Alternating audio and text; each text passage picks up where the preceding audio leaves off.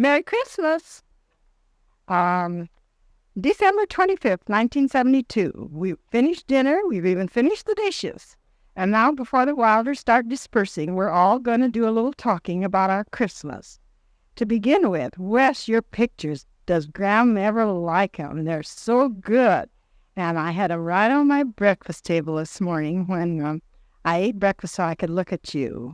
I hope you liked my present as well as I liked yours. And of course, Angie and Tom, the other gifts, I'm wearing my falcon pin. I'll write all my thank you notes on your stationery, Angie, and that purse is adorable. So I really thank you. When Dick and Marge came down today, they had loveliest gifts for everybody, and among them was a family picture that I just loved. It was a picture that they had all had taken before Mike was gone. So it's just splendid of every one of them. And then I had a present from Steve, and it was his graduation picture I'd never gotten. And it's a very casual picture and so good of him. By the way, they haven't heard from him since he started getting mail, and they're real anxious. Then Wardi and Rick had made me one of these return stamps, my return address and all, and a little gadget. And Jeannie gave me one of those photo deals that you, what do you call them, the cubes. So I've got, and Tom and Jean's school pictures were in them. So I'll finish that with the rest of my grandchildren, and I just love those. And Tom had given me a beautiful tray, and it has that Irish verse on it about always having the wind at your back and so on. And besides all that, they brought me a philodendron. So Angie, you're not the only one that has a philip.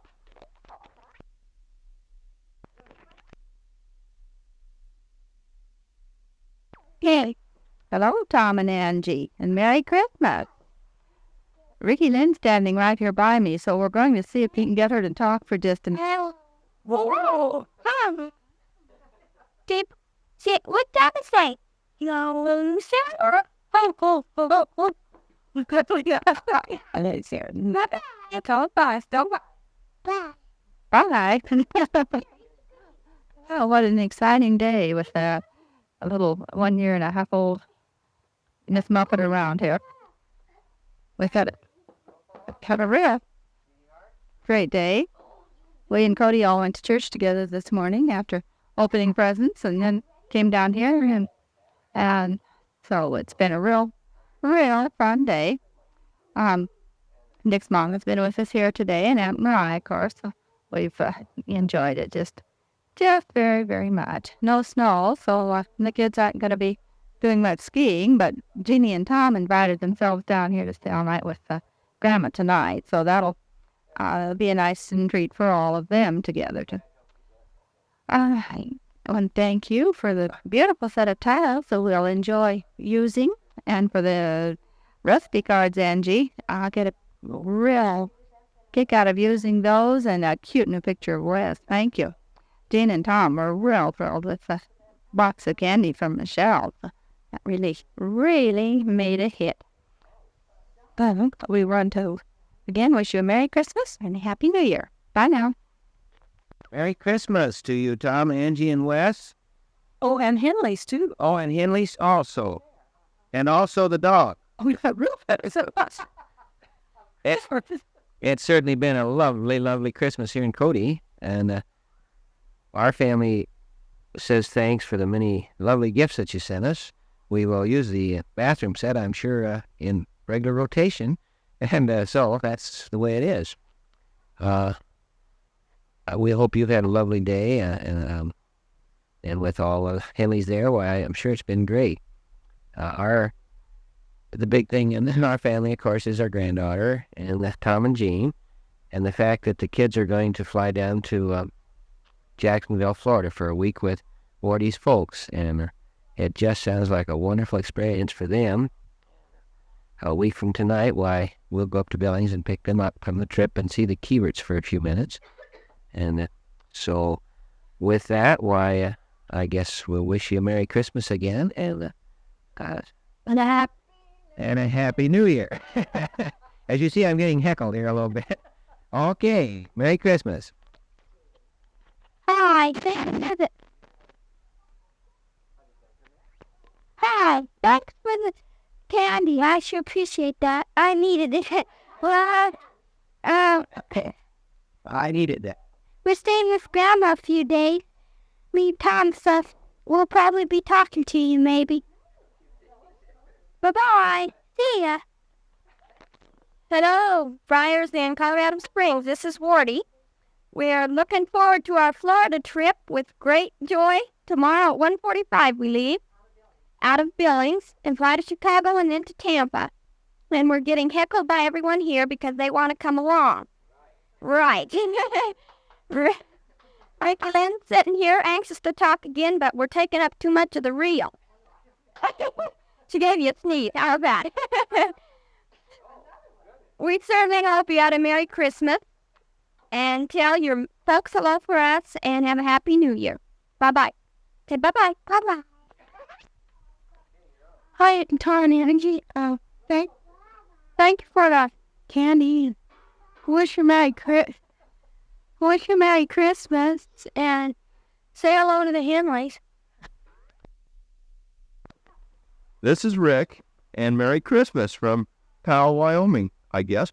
This is the first year that I can remember that I've ever had Christmas in Powell, as we're usually in Cody, and that kind of was blurred right there before then. That's because Rikki Lynn grabbed the reel that was going around. She thought that's kind of interesting, I guess. But tomorrow, about this time, I suppose we'll be just about landing in Tampa, Florida, for a week stay down there with Wardi's grandmother that I've never met, and she's never seen Rikki Lynn either. But we had a wonderful Christmas today, and hope you have had one too. And if you get a chance to come up, or if we get a chance to come down, we'll be looking forward to seeing you next time we can get together. And Rikki's going to tell Jeannie to be a good girl. A good girl. Yeah. So with that, we'll say have a Happy New Year and goodbye. Say goodbye. Bye-bye. Bye-bye. Okay. Well, good morning. It's now Tuesday morning, I guess, the 26th, and I decided I better get with this if we're going to fill this tape. The Wilders all went home last night about, 7:30 or 8, because Wardi had to get, Wardi and Rick had to pack yet and get ready for their takeoff this morning. And so then Mariah stayed, and Mariah and Tom and Jeane and I played King's Corners for an hour or so before Mariah went home. I think someone yesterday had told you that Tom and Jeannie were going to stay with me for a couple of days. I asked Tom this morning if he could be content doing nothing for a few days, because that's about what I do. And he said, "Oh, I just love it, Grandma. I could sit and do nothing by the hour." Anyway, he just came up. He slept in the basement. He just came up a little while ago and was ready to have breakfast. Jeannie's sleeping in. I had told him to sleep in as long as they could this morning. So when I got up at my usual time, I went to the kitchen from local news, and I'm telling you, there was the most gorgeous sunrise I believe I've ever seen. The whole sky, not only in the east, but all overhead and extending way to the south, because there are wind clouds this morning. In fact, we're having a Chinook. There are gusts between 35 and 50 miles an hour, and I'm hoping that it takes some of our ice off the streets. But anyway, it doesn't make a bad day to stay inside and do nothing. So Tom's getting his breakfast, and I've got a washer started to clean up, and I've made my list of gifts to thank for. In fact, it's going to be a lot of fun writing thank you notes, because I've got the cutest note sheets, besides the ones you sent. And I got another package from Wardi and Rick, and Rick's stamp is in the cutest case that's all ready to be inked and used, and so I'm going to enjoy that. He had made them for all of Rikki Lynn's grandparents, and Tom and I just counted up. I think she has more grandparents than any child alive. We counted up she has 10. Anyway, Rick had made those stamps. That's one of his hobbies. I must tell you about Rick and Wardi. They have gone into a business venture of their own beginning the first of the year. They purchased from Dick the laundromat up on the hill. So they have this business venture, and I'm just real thrilled for them, because Rick can do it along with his real estate selling. And they're surely ambitious kids, and they're just really doing, I think they're making a fine start. They looked so sweet yesterday. They have matching brown suede jackets for their trip. Wardi had gotten hers for her birthday, and Rick's is just brand new for Christmas. In fact, both Rick and Dick had brand new jackets Marge had gotten yesterday. I think Marge got Rick's too. Anyway, she got Dick's. And they just almost hated unbundle. They felt so dressed up in their new coats. And the kids looked real cute. And then Marge had given Wardi red suede arm bag so that she can carry, what she needs for the baby and herself right handy. And incidentally, those kids, I've never seen anyone more thrilled because they've never ridden on a big jet. And it was going to be just thrill of their lifetime. So one of Rick's friends was driving him to Billings today, and they'd meet Kieferts. And they had a 2 or 3 hour wait, I guess, in Chicago, because they don't get out of Chicago till 9 tonight, and that probably means Florida about 11. But they were really thrilled about it. And, that Rikki Lynn looked cute yesterday. She had gotten on a little red Christmas dress from her great-grandmother Horton. Great. Anyway, Guy's grandmother had bought this little red dress, and of course she had red pants and red socks to match it, and she really looked cute. And she was in fine form. And if you ever saw proud grandparents as Dick and Marge, Dick said, why, we nearly fell apart when Rikki Lynn was having her presents because she was so cute.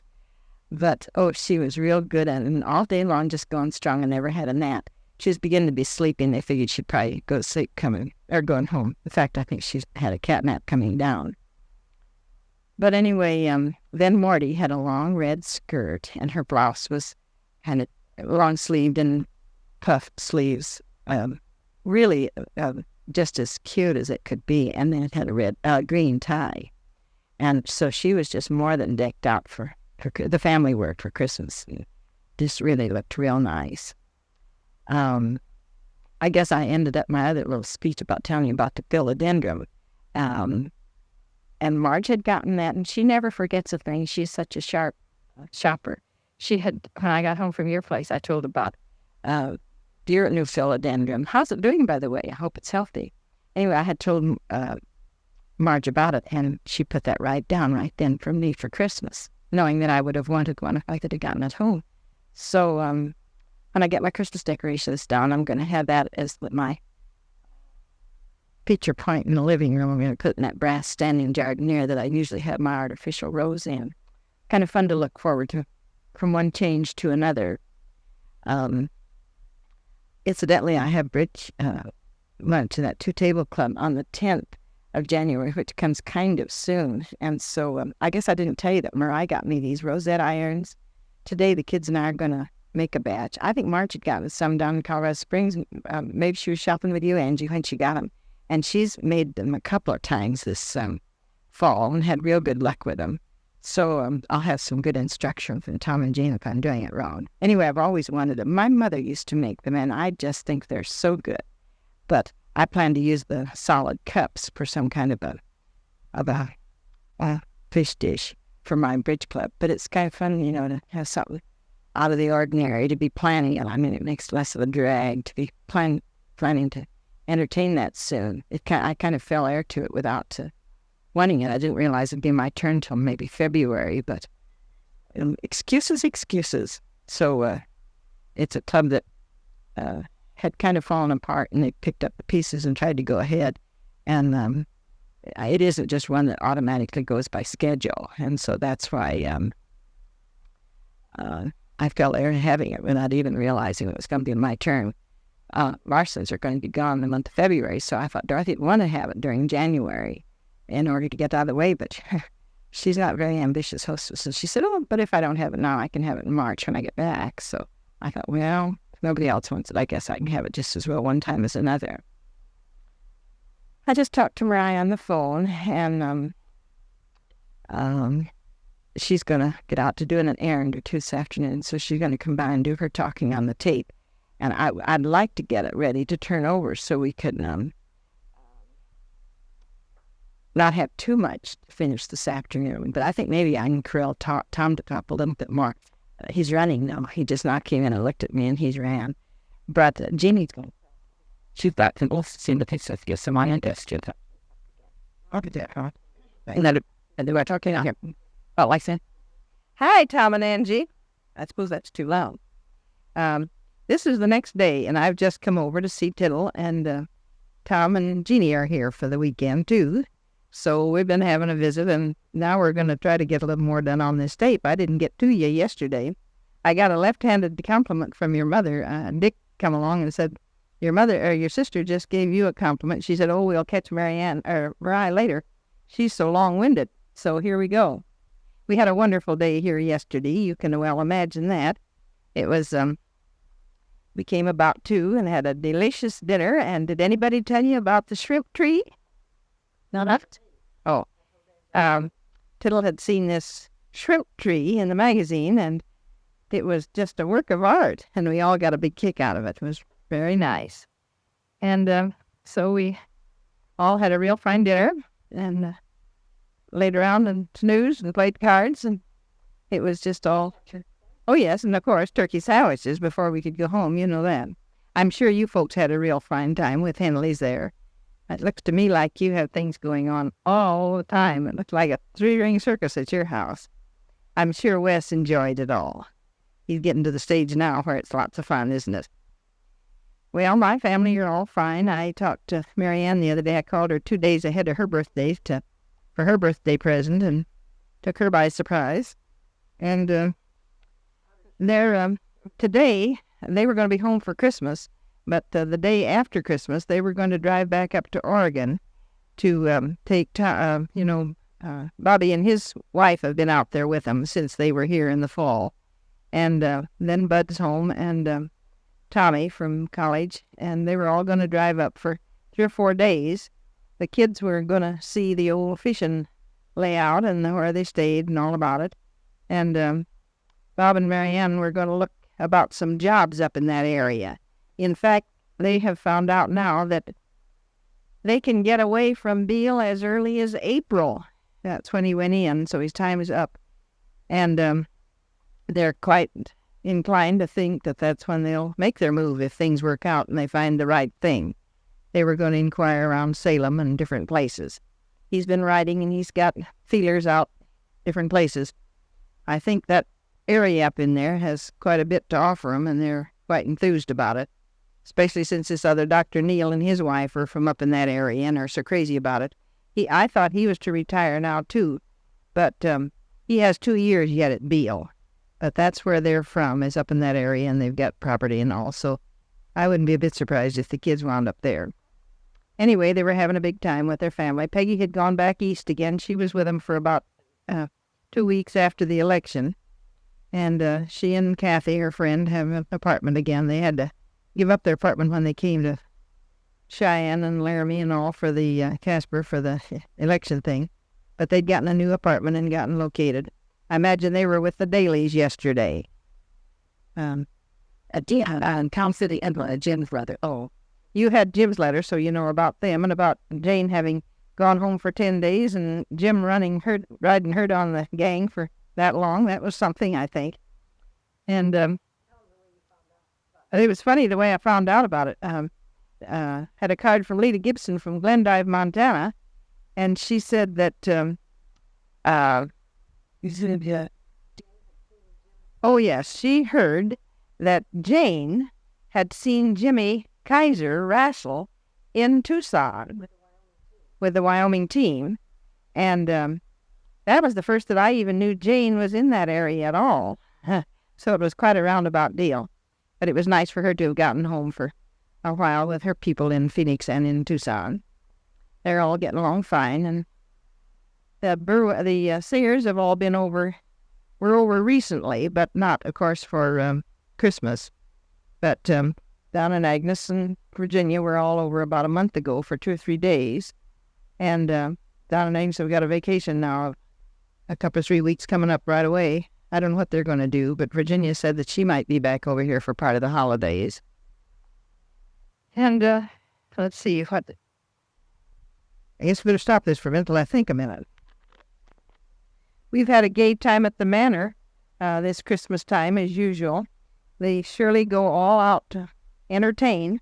Last Thursday night was our ho-ho party, and Mrs. Laughlin, I'm sure you met. She's this lady from Iowa, a relative of the Murrays that we're so fond of. She's 91 years old, and every year she gives a evening dinner meal for all the people at the manor, and it's beautifully done, white linen tablecloths and all the works, and then she has special music and so on. It's a lovely affair. Then we have our Christmas tree and the presents afterwards, so that was all real nice. There have been carolers in every night to entertain the folks. And then we had our Christmas dinner out there on Sunday, and Tiddle came on over and was with us, and then had another one on Monday. So we were very well fixed on Christmas. It was such fun having the Burwells here this fall. Marion and Bob, of course, came for the homecoming at Laramie, and met Bobby and Marty, his wife, there. And then they all came to Casper and spent a day with his mother, and then came on up here. And it's the first time Bob had been here, or Bobby. And Bobby has a lovely little wife. We all fell in love with her. And we had a real nice time. They were here for about 3 days. They stayed at the manor. We happened to have a couple spare rooms there. And so they got meals and got the feel of the place. And Tiddle, of course, was gone, you remember. She was stuck down in your area, you remember. And so she got home in time for the grand finale of their visit, though. And we'd had a lot of fun together. It was real fun to have them. They had a big party with the Kaiser gang last night, and Tiddle was with us for that. And, of course, that was quite a sensation. Wish you could have been here with us for our candlelight communion service, Christmas Eve. It was lovely. Our church this year was especially pretty. It was a kind of a Oriental or Chinese, Japanese motif, and beautifully decorated. Ann Bonner, of course, is one of, or not Ann, but Diane, one of the ringleaders in that fine arts club that plans it all. The windows were beautiful, and the lanterns and the fish and everything. It was just spectacular. And as usual, they had such a mob. They had to put chairs in the aisles and so forth. It was surely a full house. And there was only about 50 there. Frances told her, oh, is that house? No, she didn't go, but there was family tour. Clifton, you see, was the usher. It was, yeah, so. But it was very, very nice. I wish you could have been here to get in on it. Then after the communion service, Tiddle and I had been asked to go over to Dave and Diane's. They were having a little open house, not for a big crowd, but it was all very nice. And her home, of course, was beautiful. She had a beautiful Christmas tree. Just can't imagine. And we were over there for an hour or so, and it was all real fun. Mostly family, but few outsiders. And it was real fun. Today is Judy's wedding. I suppose you knew that. Tiddle had such a cute note from her the other day. She was wishing all the family could be with her for this most momentous time in her life. It was going to be the nicest Christmas she'd ever had. And she was to be married, I don't know what, today, and then tomorrow, I guess, Dorothy and Bob leave for Phoenix for a visit. So it was nice to have had that visit with her in Colorado Springs that time with she and her boyfriend, wasn't it? You were there. Because I was there, too, and got in on that. Well, we awful glad for her. Well, bless her eyes, she has almost finished this side of the tape, and she's run out of conversation, believe it or not. I told her I would jabber until this runs out, and then she's going to turn it for me. And after supper tonight, Jeannie's going to talk again, and then I've got a list of a few more things to talk about. It takes quite a bit of doing to do a tape now, and we're watching it now on its final laps here. I'm wondering how much you're going to get Wes to talk. I really do look forward to his voice and telling about his Christmas things. But it's one thing to expect a child to talk when you want them to. It's another thing to get them to do it. Little Rikki Lynn was too cute. She'd pop in yesterday, and she had it down pat, but Santa said was ho, ho, ho. But when you'd ask her, then she might say, no, no, no, instead. But she's doing quite a bit of talking on. Oh, she really is cute. I just think of the growth that child has made from such a slim start, but it all goes to prove they can grow when they get here. And I expect them, they're in Chicago. They had a wait in Chicago at City Outer. Or here at Airport. Wardi was so worried. There'd been so many accidents in the Chicago area recently, and I think she was a little bit leery about this ride, although she was real thrilled, too, because it was going to be a first for both Rick and Wardi to ride on a good plane. We got it. So I know what Ryan means. It's this. So to keep talking and talking. It's why new and why new. Well, it's surely nice for them. Know that they can get in on this trip. I know they're both going to enjoy it, and it'll be such fun for the family to take both the girls and the baby and have them with them down there at the grandmother's house. So I'm sure it's a real thrill for all of them. I suppose they know about. Yeah.